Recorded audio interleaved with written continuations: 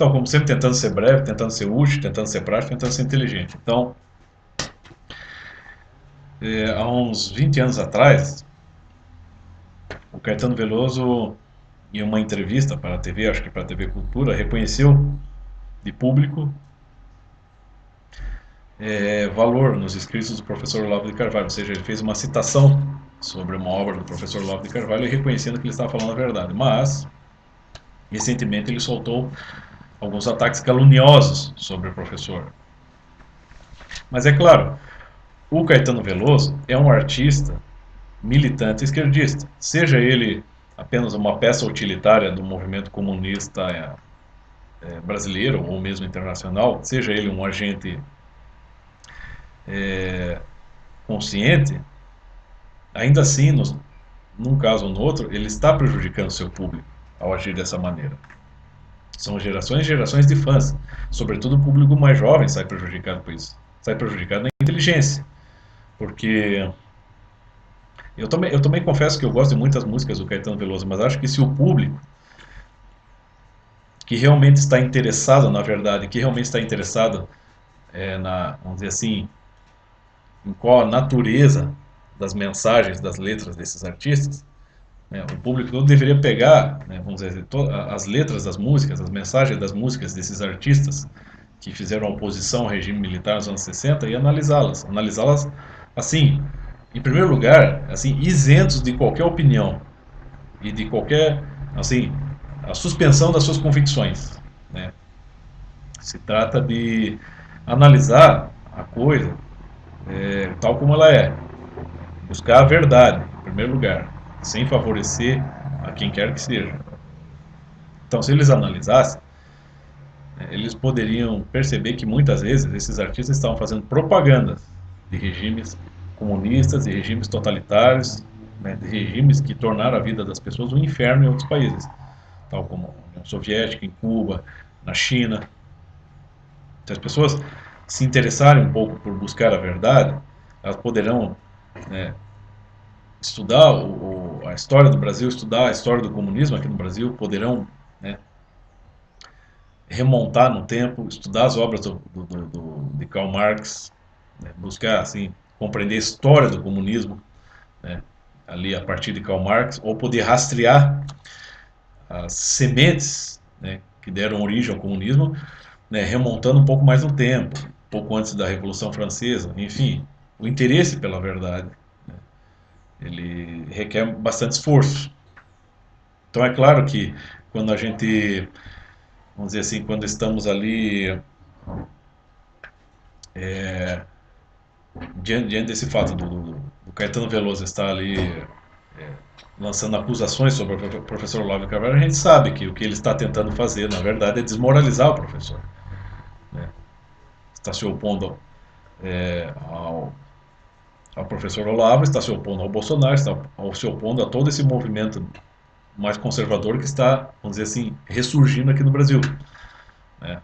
Então, é fato também que, por exemplo, assim, apesar dos grupos de esquerda, sobretudo aqui no Brasil, serem bons estrategistas no sentido de conseguir tomar o poder aqui, né, poder angariar o poder político público aqui no Brasil, ainda assim a gente percebe que quando eles são realmente testados pela realidade, pelos fatos, né, a gente percebe que eles não são, apesar de serem bons estrategistas, eles não são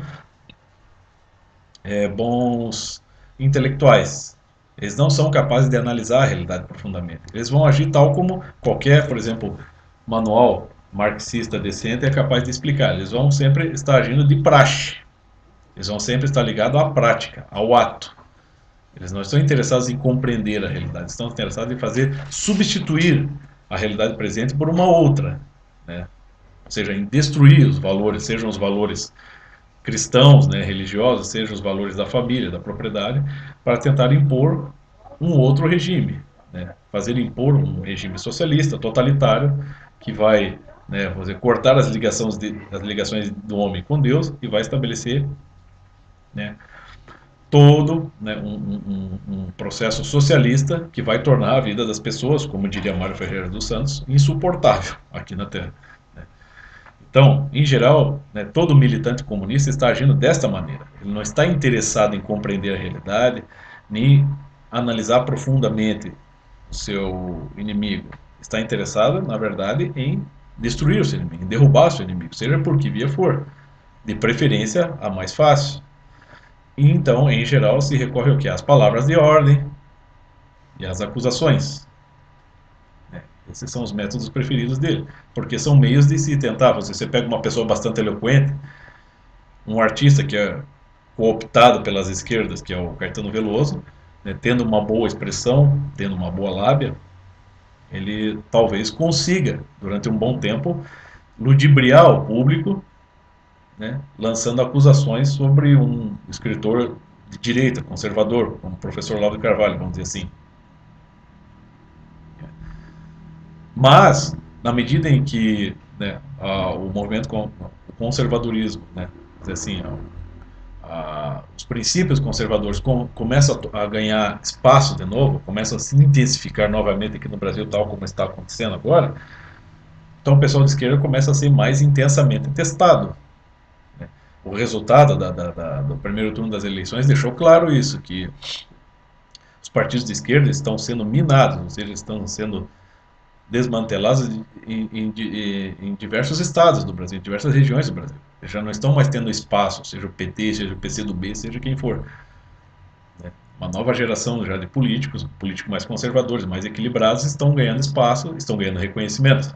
O professor Olavo está ganhando reconhecimento, o devido reconhecimento, que eu acho que tardou. O professor Olavo devia ser reconhecido há muito tempo.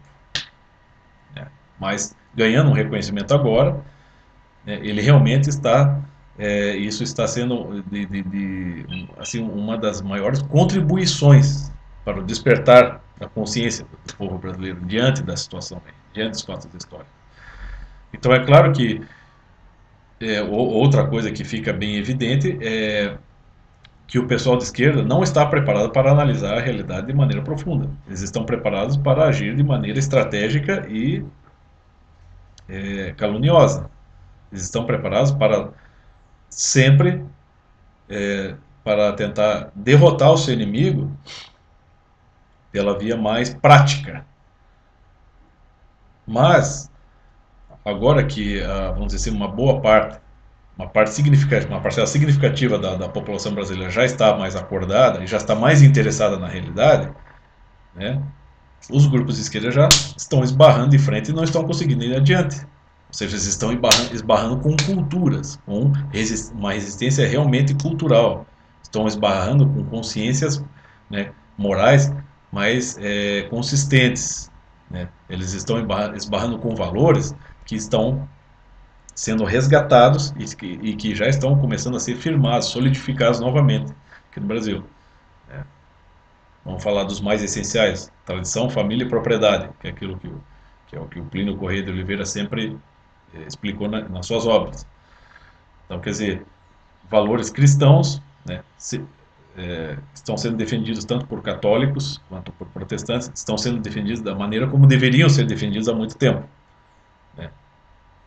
E não dando margem para que distorções, né, continuem a se fazer dentro da igreja, dentro das instituições religiosas. Né? Os absurdos da teologia da libertação já estão sendo denunciados aí.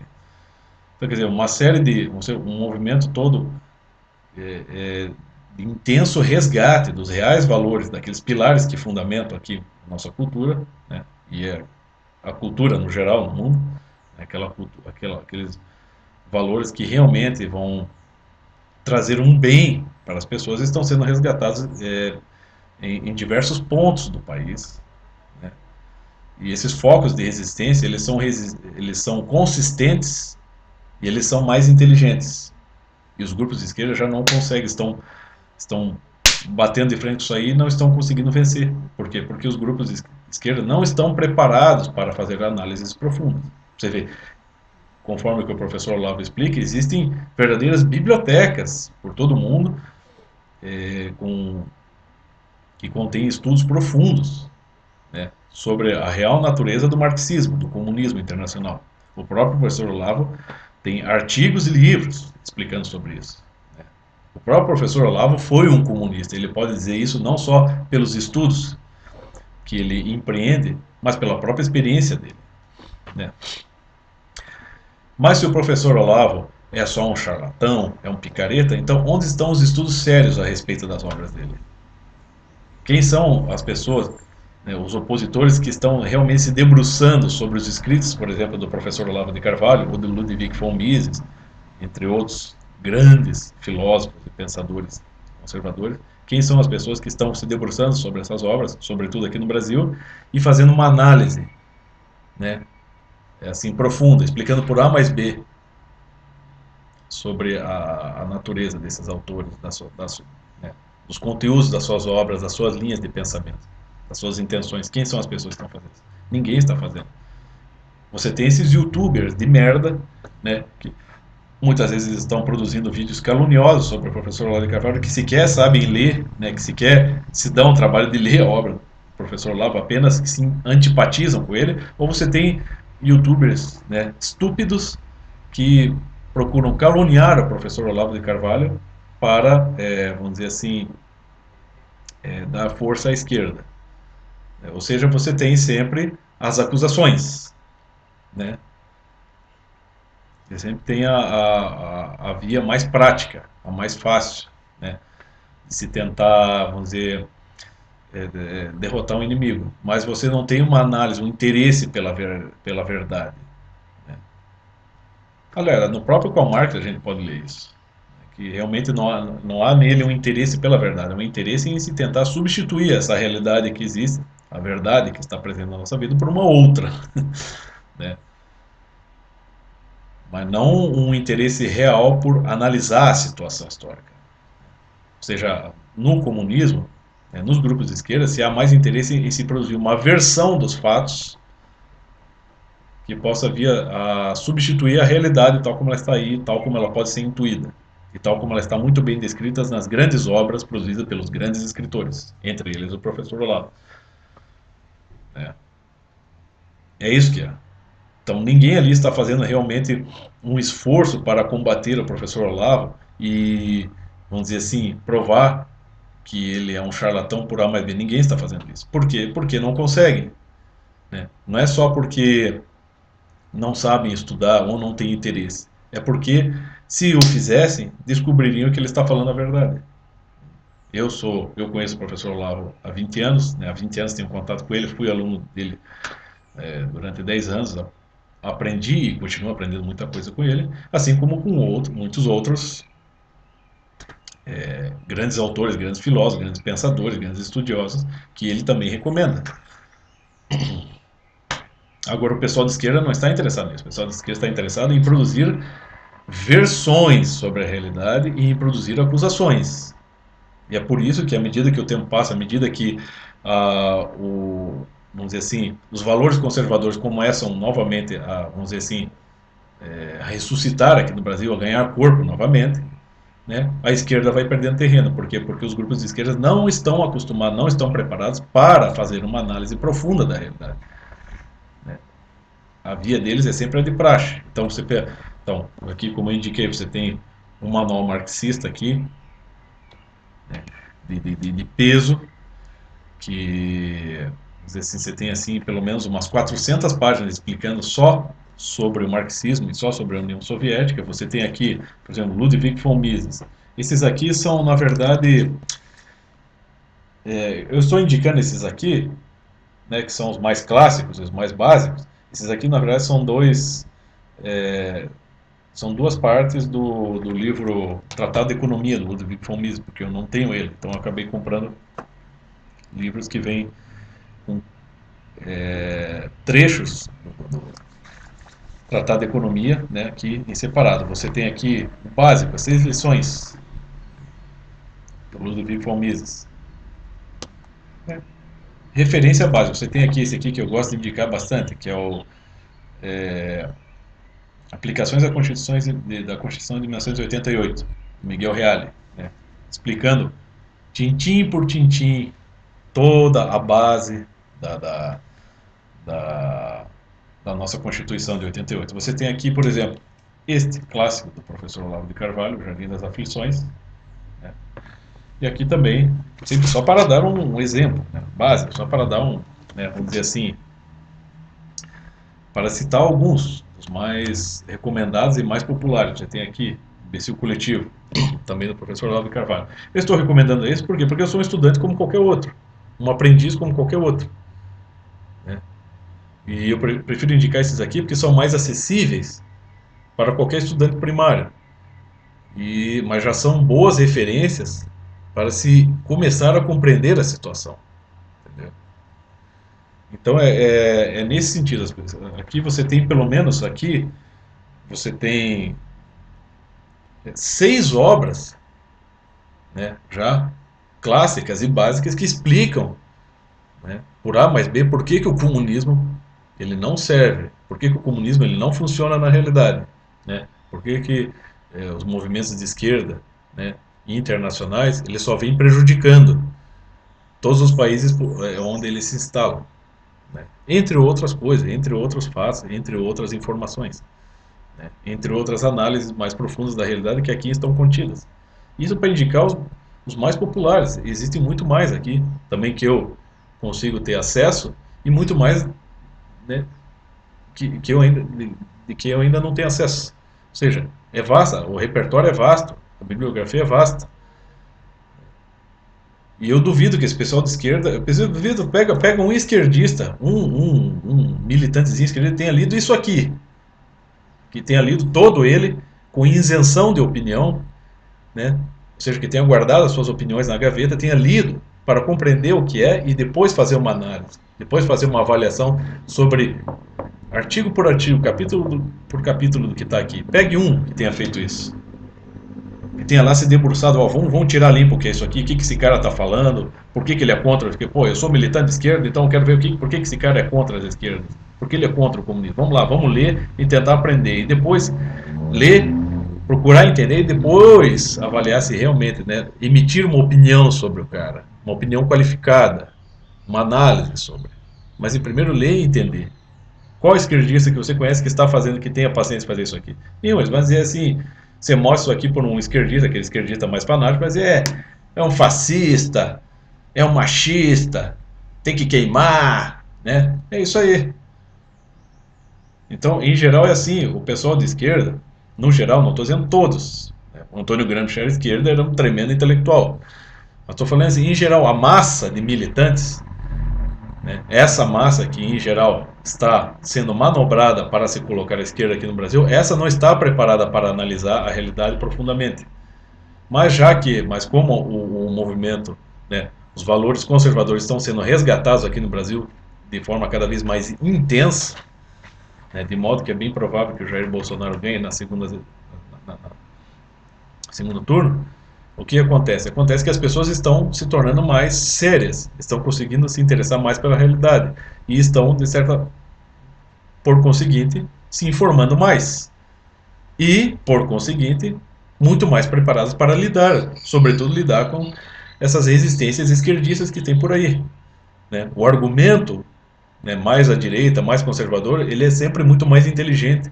E aqui no Brasil, hoje, né, ele está cada vez ganhando mais espaço, está cada vez mais desmontando os argumentos de esquerda, porque os argumentos de esquerda são fáceis de desmontar, né? Eles são explicitamente absurdos, se você olhar bem.